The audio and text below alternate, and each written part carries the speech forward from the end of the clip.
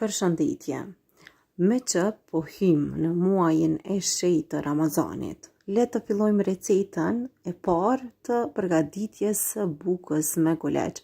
Recetë që do e gatuani për çdo ditë gjatë muajit të Ramazanit, sepse vërtet është një ndër recetat më të mira që duhet ta provoni. Unë të gjithë juve ju dëshiroj agjërim të lehtë të pranuar dhe filloj me recetën. Së pari, në hedhim 200 ml qumësht të vakët. Qumështin pra kemi nxehur paraprakisht pak, pastaj 100 ml ujë gjithashtu të ngrohur, 15 gram maja buke të freskët ose një lugë të gjellës maja buke të thatë. Do ta përzim derisa të tërhetet mirë maja e bukës. Është një ndër recetat më të shikuara në kanalin tim në YouTube. Prandaj edhe sot do e paraqes edhe një herë para jush, një vezë komplet. Dhe sigurisht është një ndër recetat më të pëlqyera nga ju dhe e provuar nga shumica. Pra, nga të gjithë ata të cilët e kanë shikuar dhe e kanë provuar këtë recetë, me shumë komente pozitive, sot po ju arrisjell recetën. Dhe këtu siç po e shikoni, unë po I hedh miell. Miellin do e hedhim gradualisht nga pak. Shtoj 3 lugë të çajit kryp, lugë të vogla të çajit, ose një lugë e gjys kafeje me kryp. Shtoj miellin derisa të formohet brumi. Gjithmonë miellin e shtoni nga pak, sepse sasia e miellit ndryshon varësisht nga veza që do të përdorni. Nëse veza është më e madhe, edhe miell mund t'ju shkojë më shumë. Përafërsisht për këtë recetë kam përdor 5 gota miell, një gotë që I ka 200 ml, ose në total 630 gram miell. Nëse keni mundësi me e matë, pra 630 gram miell. Por, nëse brumi ju bëhet I fortë, mund t'i shtoni pak qumsht edhe brumi do t'ju zbutet. Pas e kemi formuar brumin, e la vetëm 5 minuta që brumi të pushoj. E pastaj, pas 5 minutave, ne përsëri do t'a përzijim brumin. Pasi që brumi do të bëhet më I lëmuar dhe siç mund ta shikoni, brumi ka filluar me njëherë të lëshon. Brumin e përzini mirë kështu e pastaj do ta lëm që brumi të dyfishohet mjaftueshëm.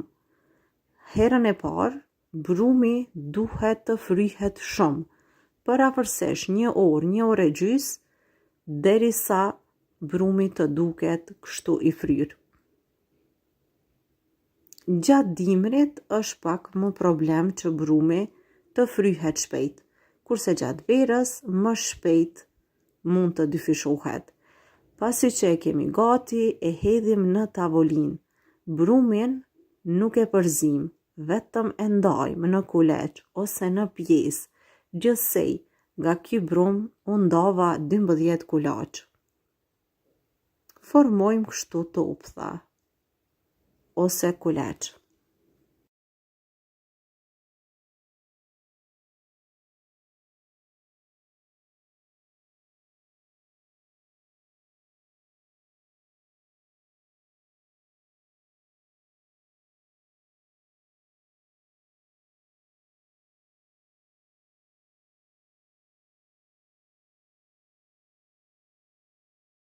Kështu po vazhdoj në të njëjtën mënyrë duke ju dhënë formën e rumbullakët. Por çfarë është me rëndësi? Gjithmonë kur e përgatis këtë recetë, unë kulaçat do t'i rrotulloj kështu edhe një herë. Pasi që tani janë gati, vazhdojmë përsëri, I japim formën e rumbullakët, edhe kështu kuleçt nuk do të na hapen në tepsi gjatë pjekjes, por do mbesin në formën që do ta shikoni. Vazhdojmë edhe një herë, I japim formën e rumbullakët kështu me dorë dhe vërtet edhe ju vetë do të bindeni se kjo teknike gatimit është perfekte. Kulaçat drejt edhe i vendosim në tepsi. Tepsien mos harroni ta lyeni me margarinë.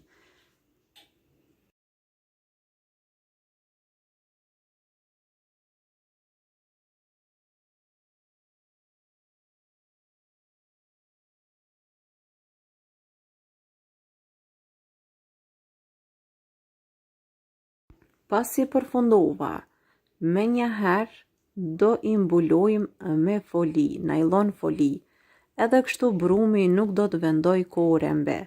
Pasi ka pushuar brumi, mirë, si që po e shikoni, për afërsisht për 1 orë ose edhe më pak, pra varet nga ambienti ku ju do i mbani. Atëherë, vazhdojmë me pjekjen. Unë bukën e kam pjekur në temperaturë 200 gradë për 15 minuta. Paraprakish furrën e kam nxehur për 10 deri në 15 minuta e pastaj bukën e kemi shti dhe e kemi pjek, kështu buka vërtet është dalë perfekte. Ka ngjyrë shumë të mirë. Kjo është receta që unë do ua rekomandoj të gjithë juve gjatë muajit të Ramazanit. Bukë më të mirë se këto nuk keni përgatitur. Prandaj, përgatitni për familjet tuaja.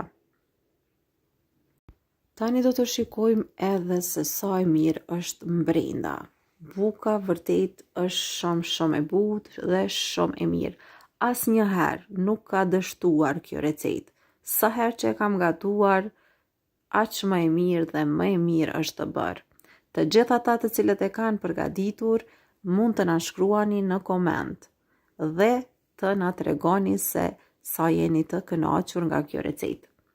Të dashur miq, shikoni se vërtet është shumë e mirë. Në brendësi është perfekte. Tepsia ku e kam pjekur bukën është numër 30 cm. Pra 30 cm. Pasi që e larguam nga zjarri, bukën mby, si që shikuat, unë e lyva me margarin ose gjallë, por mund ta lyeni dhe me vaj. Ose, nëse nuk e dëshironi të lyer, atëherë vetëm e mbuloni, derisa të zbutet. Kjo ishte receta, shpresoj që ju ka pëlqyer. Me recetat të tjera do të jemi aktiv gjatë gjithë muajit të Ramazanit. Mirëmbëjtje.